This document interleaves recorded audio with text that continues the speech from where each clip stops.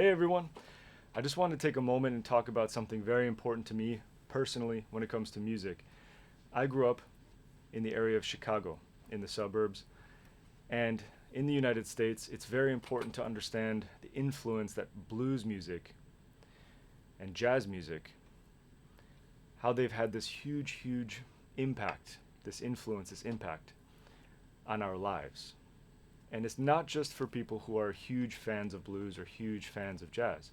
It's a music that we identify as Americans as our music.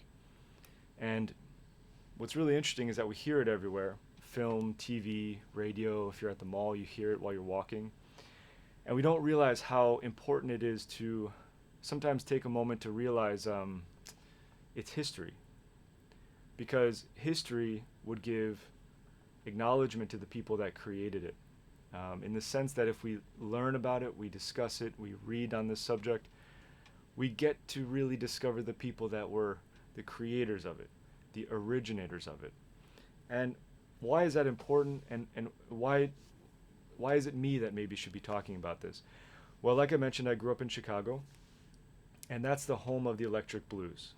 The origin of blues music is in the Mississippi Delta, and that's the acoustic blues, the original form of the blues. People like Robert Johnson, but then you had people like Muddy Waters, who traveled from the Mississippi Delta up the Mississippi to Chicago and started playing blues music in Chicago. And at the time, you could not play acoustic instruments in nightclubs, so they had to play electric instruments. And that's the birth, so to speak, of electric blues.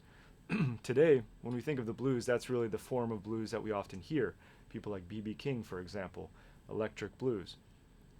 But what's really important for me to tell you is that I had the opportunity to grow up playing with a lot of blues musicians in Chicago. My father is a professional musician, and for example, one particular person that was important to us, especially my father, a gentleman named Joe Rayfield, an amazing blues singer and guitar player. Unfortunately, he passed away, so he's no longer with us. Just incredible. It's funny because he's of origin, he's 100% blues, his family. For example, his father was a guitar player in Muddy Waters' band. So he's Mr. Blues 100%. But you would think he'd sing like that too. He actually sings more like Robert Plant from Led Zeppelin. So it was a really cool mix, playing blues music, but then he sang like Robert Plant from Led Zeppelin, like a rock and roll voice. So I was around it a lot, and I actually got to play a lot of blues growing up as well too. I went to blues clubs. I played South Side of Chicago blues clubs. I really got an experience that was, now what I realize, unique and impactful and powerful and impressive. Even for myself, I didn't realize how important it was to be able to play with these types of musicians while I was growing up. Now, for me, that's the reason why it's important to really talk about it, because this is just a music that I adapted. I just played the music. I learned it, but I don't have anything to do with the history of it. The history of it is very close to jazz. They both grew up in the South, jazz more New Orleans, Louisiana, blues on the Mississippi Delta side, but they both grew up in that same region, like cousins, so to speak, or maybe brothers, if you will. And so there's a lot of crossover, but especially blues, it's really recognizable how many people like myself play that music, although we have nothing to do with its origin. In other words, we don't have any family members, we don't have any history with the music, we don't have any of that. And we should really respect, of course, where it comes from in the first place, which was hardship. It's a music that has pain in it. And I can learn the chords and I can learn the way to play a blues solo and bend the notes, but I'll never be able to learn that pain. So that's the difference, is I can learn the music, but I really cannot attach to the history of it. And even if it's somebody contemporary, but it's their family, it's their struggle, even modern problems when people have to deal with racism, and that community is the one that actually gave us this music of blues music or jazz music. It's really important to understand the difference between somebody like myself who loves the music, who grew up playing the music and who learned the music, and somebody who really comes from the source of the music. That's a very different thing. We all have our traditional musics. I mean, for example, you have Celtic music, you have traditional polka music. You have all sorts of cool music throughout the world that's traditional, which means it's linked to the history of that country or that culture or that group of people. That's where the line we should distinguish the difference, because when it's a particular community's music and then we adapt their music, it's because we love it, but it's not really our music, if you see what I mean. So I wanted to mention a few things. Just think for example, just think for a second, reggae music, blues music, jazz music, hip hop, rap, because they're different. They're all the popular musics of the day. When you think about that, it even started earlier with R&B in, I would say, the 50s. Then you had people like Chuck Berry, who took blues and made it faster and introduced to the world rock and roll.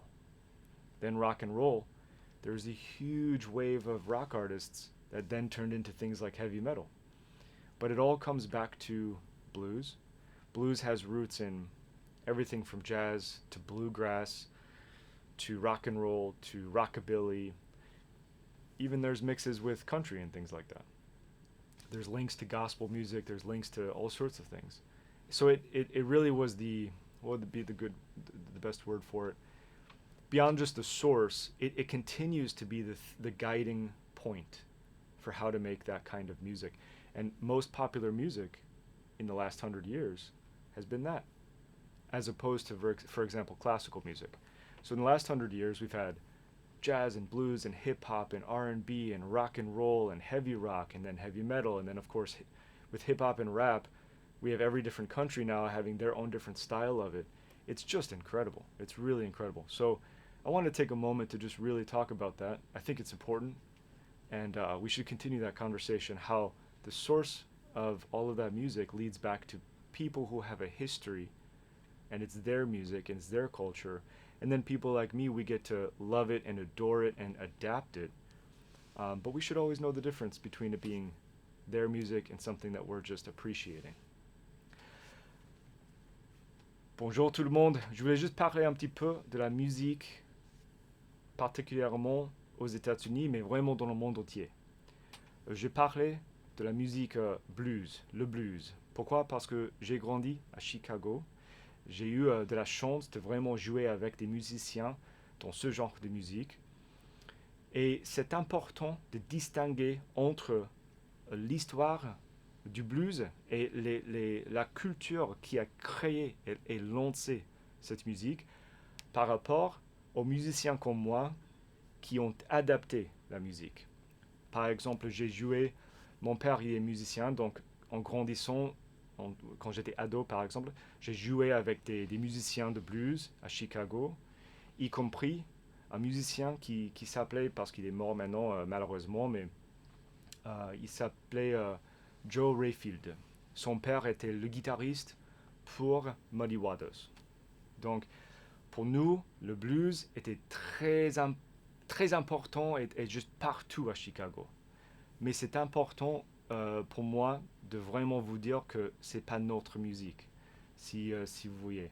En fait, je trouve que maintenant, pour tous les genres de musique, pendant les années 1900 et jusqu'à ce jour, il y a cette influence, par exemple le blues, après c'était le rock and roll, après c'était le hip-hop et le rap, et maintenant la musique populaire, c'est vraiment depuis cette même culture, si vous voyez ce que je veux dire. Même s'il y a des musiciens comme moi qui adorent cette musique, c'est pas notre musique. Il faut respecter la différence, je trouve, et avec d'autres musiciens, on a beaucoup parlé de ça. Ça, c'est comme on peut travailler ensemble. Travailler ensemble et mélanger, ça ne veut pas dire de prendre la musique d'une autre personne et de faire semblant ou de donner l'idée que par exemple, c'est la musique de moi. C'est pas le cas. Il faut expliquer que moi, je joue une musique, le blues, d'une autre culture. J'ai énormément de respect pour cette musique, cette culture, mais il faut distinguer parce que ça, c'est vraiment le respect, à mon avis. Voilà. Donc cette vidéo, c'était juste pour parler de ça. Pour moi, c'était le blues. Ça peut être le reggae, hip-hop, rap, rock and roll. Tout cela, il y a une source qui est vraiment une source africaine et il faut identifier ça. Voilà, c'est tout. Merci pour votre temps. À la prochaine fois. Au revoir.